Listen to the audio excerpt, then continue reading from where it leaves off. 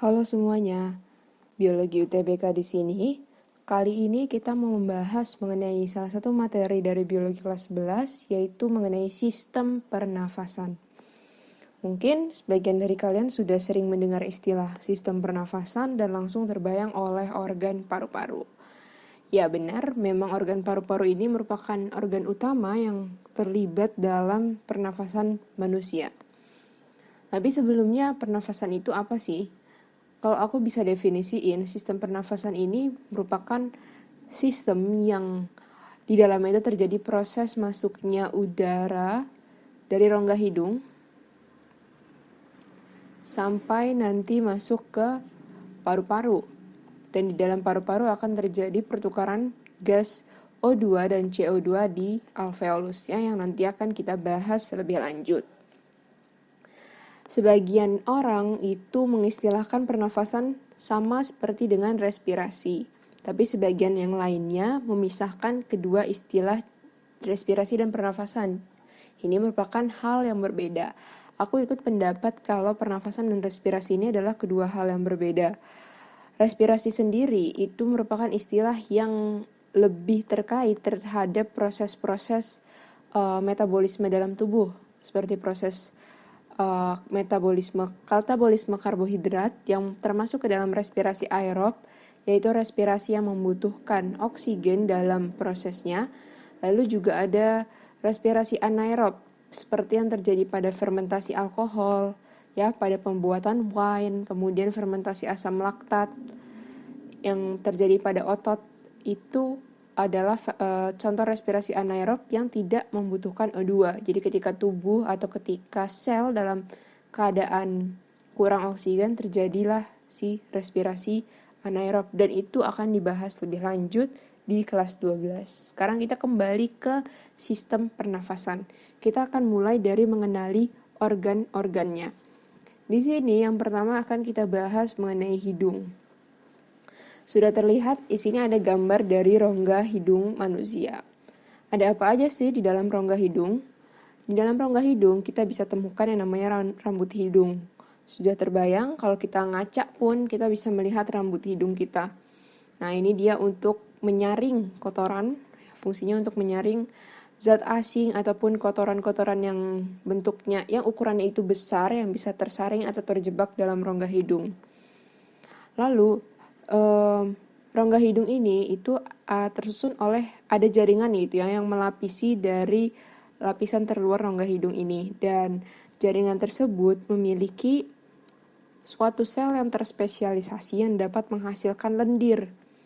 Dan sama, lendir ini juga berfungsi untuk melekatkan kotoran. Jadi bersama-sama dengan rambut hidung bekerja sama untuk menjebak kotoran-kotoran yang ada di udara biar memastikan udara yang masuk itu nanti bersih. Lalu ada juga kapiler darah, tentu saja ya, di mana ada sel hidup, di situ ada kapiler darah. Kapiler darah ini juga berfungsi untuk menghangatkan udara yang masuk. Selain dari fungsi pernafasan, sebenarnya di dalam hidung kita juga bisa menemukan saraf-saraf olfaktori atau saraf-saraf pembau. Jadi ya kalau kalian mencium suatu bau, itu artinya adalah molekul-molekul bau yang datang atau molekul bau dari suatu benda itu menguap, lalu molekul tersebut masuk ke dalam hidung kalian dan mereka akan melekat pada ujung-ujung saraf pembau di sini, dan nanti akan diteruskan rangsangan tersebut ke otak untuk diterjemahkan bau apa yang sedang kalian cium. Jadi untuk membau gitu ya.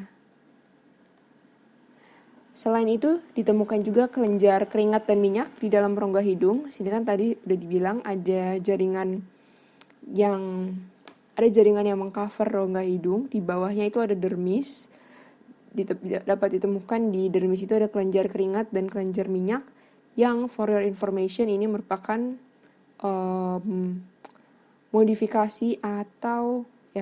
modifikasi gitu dari lapisan epidermis.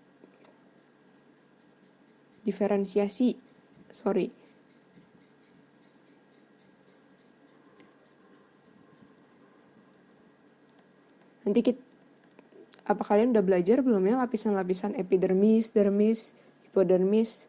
Mungkin nanti akan dipelajari ya di lain kesempatan. Lalu yang kedua kita bisa menemukan yang namanya faring. Faring ini sebenarnya susah untuk didefinisikan ya. Jadi faring ini adalah lokasi di mana ketika terjadi yang namanya percabangan antara batang tenggorokan dengan batang kerongkongan. Jadi di sini seperti bagian dari faring, yaitu ketika ada dua percabangan antara trakea yang terusan dari pernafasan, dan juga ini ada kerongkongan di sebelah belakang atau esofagus untuk saluran pencernaan. Kalau bisa dilihat di sini, ini ada kadaver yang terlihat jelas di bagian depan. Di sini ada trakea atau saluran pernafasan, dan di belakangnya di sini ada esofagus. Berarti sesuai gitu ya dengan skemanya. Nah, di faring kita bisa menemukan yang namanya epiglotis. Epiglotis. Coba kita hapus dulu. Di sini ada yang namanya epiglotis nih. Dan kalau di sini kita bisa lihat ini yang namanya epiglotis. Epiglotis itu tersusun atas tulang rawan elastis. Apa fungsinya? Well, kalau bisa dilihat dari strukturnya, dia ini bisa berdiri ke atas lalu tertutup ke bawah. Jadi epiglotis ini akan menutup ke bawah apabila ada makanan yang masuk ke kerongkongan. Misalnya sini dari mulut, makanan masuk, dia akan ke kerongkongan. Otomatis trakea ini harus tertutup dan dia akan tertutup oleh epiglotis sehingga makanan yang masuk itu nggak akan tersesat masuk ke dalam trakea. Makanya kalau makan itu kan kita nggak boleh sambil berbicara karena bahaya makanannya bisa masuk ke dalam trakea. Terus selanjutnya di sini kita bisa menemukan juga yang namanya laring. Jadi laring, kita kembali ke gambar sebelumnya. Laring ini dekat dengan faring, namun dia agak lebih ke bawah dan sebutan itu adalah bagian agak lebih ke bawah dan ke belakang dari faring itu berada. Dan di laring itu nanti dapat ditemukan yang namanya pita suara ya sebutannya. Jadi ketika udara masuk itu menggetarkan pita suara yang ada di faring, maka bisa kita berbicara seperti sekarang aku lagi bicara. Jadi faring ini juga dia bisa menyusun tulang-tulang rawan membentuk Adam's apple atau jakun. Jakun pada laki-laki itu ciri seks sekunder dari laki-laki, tumbuhnya jakun itu ada di laring. Kalau kita lihat di sini kan di leher gitu ya, sejajar dengan leher. Dan kalau di laki-laki emang kelihatan jakunnya ada di leher. Oke, yang selanjutnya kita mau bahas ke organ yang lebih dalam. Di sini yang pertama, yang selanjutnya ada trakea. Trakea adalah saluran pernafasan yang menghubungkan dari hidung ke paru-paru. Jadi dari hidung, udara itu diteruskan ke paru-paru, itu lewat si trakea. Apa sih yang ngebedain antara trakea dengan esofagus? Selain dari letaknya si esofagus di belakang, trakea di depan, ini nih yang paling membedakan adalah keberadaan cincin tulang rawan.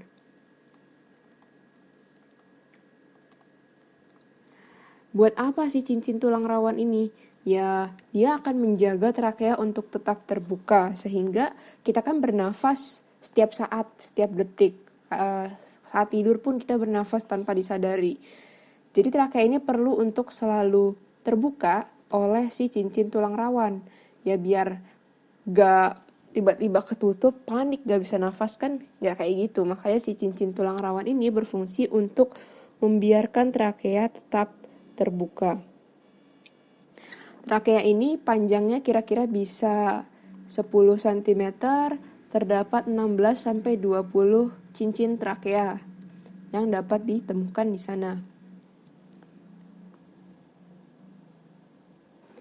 Nah, ciri lainnya dari trakea itu adalah dapat ditemukan jaringan epitel silindris bersilia. Apa tuh Kak, epitel silindris bersilia? Kalian mungkin sudah belajar. Kalau belum, aku tunjukin di sini. Epitel silindris bersilia itu, jadi epitel ini biasanya melapisi rongga bagian dalam rongga ataupun lapisan terluar dari suatu organ. Nah, dalam hal ini adalah, bayangkan gitu ya, trakea kita lihat dari atas. Dan ini lapisan terdalamnya itu dilapisi oleh si epitel silindris bersilia ini. Jadi ada silianya. Bentuknya kira-kira ini jaringan epitelnya dulu. Epitel biasanya saling padat, tumpuk-tumpuk satu sama lain. Inti selnya itu berbentuk lonjong mengikuti bentuk selnya. Lalu dia terspesialisasi memiliki silia. Apa fungsinya?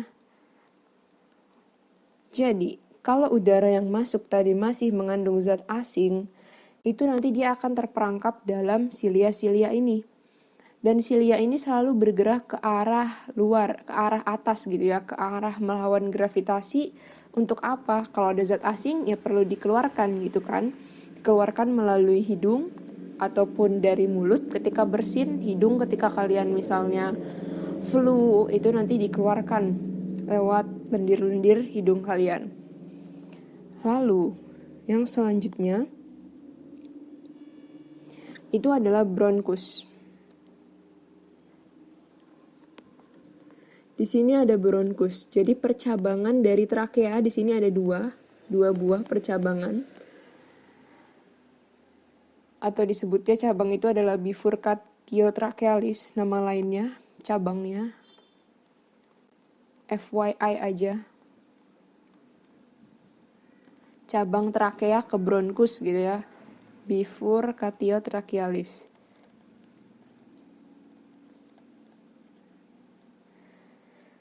Bronkus itu percabangan kedua paru-paru. Jadi dia akan meneruskan udara yang masuk ke pulmo dexter, pulmo sebelah kanan, dan pulmo sinister, pulmo sebelah kiri. Nah, untuk nantinya bronkus itu kalau ke pulmo dexter atau paru-paru kanan, karena ada 3 lobus, berarti nanti dia akan bercabang menjadi 3 cabang utama bronkiolus.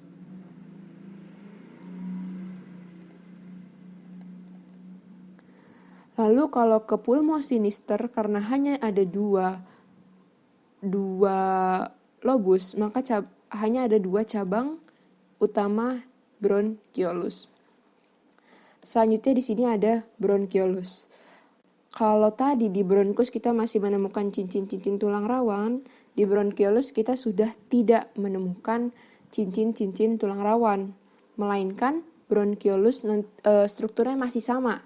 Dia memiliki epitel silindris. Jadi pada bronkiolus seperti itu strukturnya. Bronkiolus nanti akan bercabang-cabang terus sampai ke ujung paru-paru gitu, sampai ke ujung-ujung paru-paru membentuk yang namanya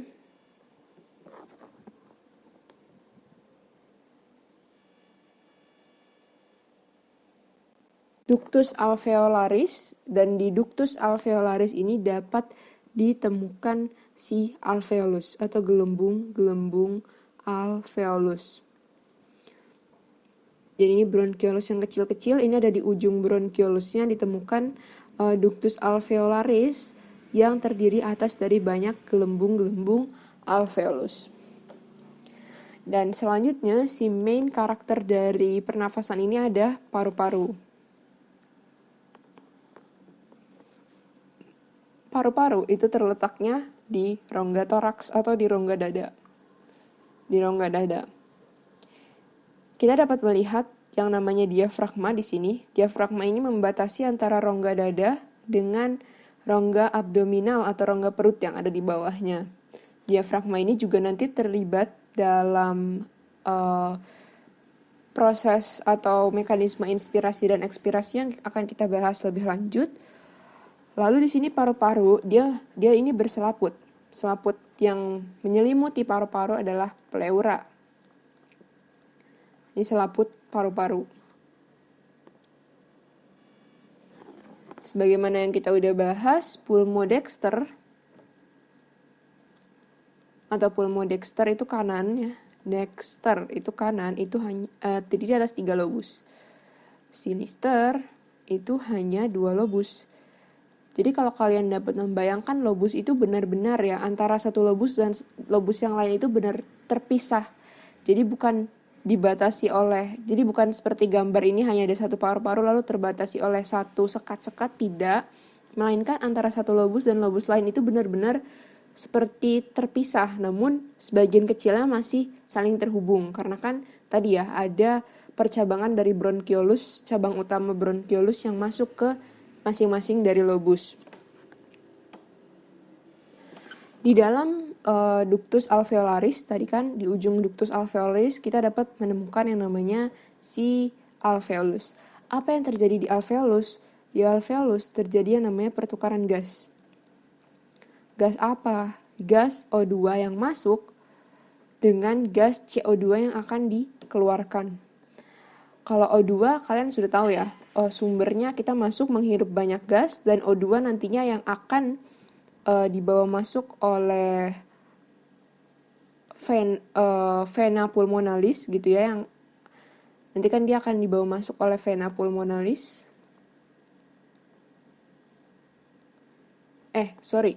Dia akan dibawa masuk, ya benar, vena pulmonalis yang kaya akan oksigen, dan CO2 ini nanti dibawa oleh yang namanya arteri pulmonalis.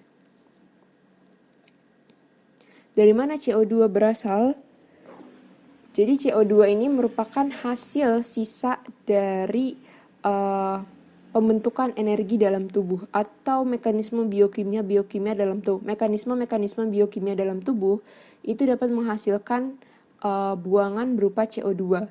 Dan CO2 ini harus dikeluarkan. Dikeluarkannya ya lewat pembuluh darah kita, kan nanti sistem sirkulasi itu dapat membawa CO2 dari sel-sel tubuh yang telah melaksanakan suatu proses, misalnya metabolisme karbohidrat.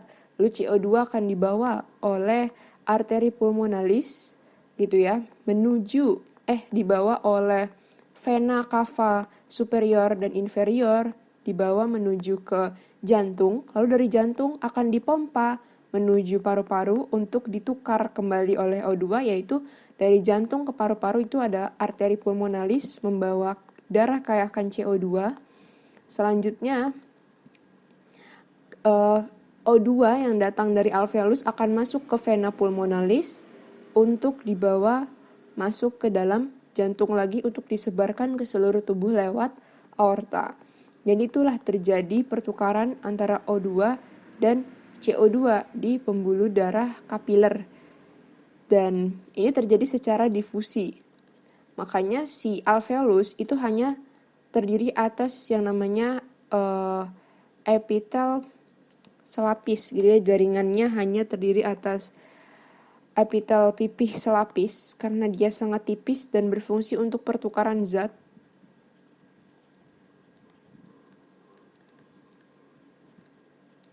Jadi akan mempermudah difusi gas yang terjadi di sana. Next, kita mau bahas mengenai inspirasi dan ekspirasi. Di sini sudah ada keterangannya. Kita lihat dulu yang pertama, yang inspirasi. Inspirasi ini proses memasukkan udara ke dalam tubuh. Ketika kita melakukan proses inspirasi, apa yang terjadi? Pertama, otot antar tulang rusuk itu berkontraksi. Yang mana otot antar tulang rusuk? Ini kan tulang rusuk. Otot antar tulang rusuk berarti yang ini. Ini otot antar tulang rusuk. Dia akan berkontraksi. Kalau berkontraksi berarti dia meregang. Menyebabkan rongga dada ini membesar. Jadi tulang-tulang rusuknya pun ikut membesar karena otot antar tulang rusuknya berkontraksi. Otot diafragma juga berkontraksi. Yang mana diafragma? Yang tadi disebut ada di sebelah bawah ini.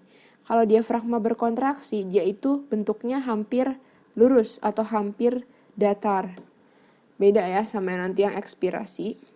Lalu ketika paru-paru membesar, maka disitulah udara masuk dari rongga hidung menuju ke paru-paru. Selanjutnya, bagaimana dengan proses ekspirasi? Pada proses ekspirasi, otot antar tulang rusuk ini akan berelaksasi sehingga terlihat bedanya dia menjadi mengecil. Dan otot diafragmanya juga berelaksasi. Otot diafragma yang berelaksasi itu bentuknya akan lebih moncong gitu ya, karena memang diafragma itu normalnya bentuknya seperti ini. Atau pas berelaksasi saat gak bekerja tuh begini. Rongga dada mengecil, paru-paru pun juga mengecil karena udaranya harus keluar dari dalam paru-paru. Nah, selanjutnya sini kita mau menyinggung sedikit aja mengenai penyakit pada sistem pernafasan. Itu ada influenza. Influenza ini disebabkan oleh infeksi virus. Infeksi virus yang menyebabkan salah satu akibatnya itu yaitu produksi lendir berlebih pada rongga hidung. Ini menyebabkan salah satu akibatnya yaitu produksi lendir berlebih dalam hidung. Di hidung. Lalu apa itu tuberkulosis atau TBC? Ini disebabkan oleh infeksi bakteri. Bakteri apa? Khususnya adalah yang namanya Mycobacterium tuberculosis.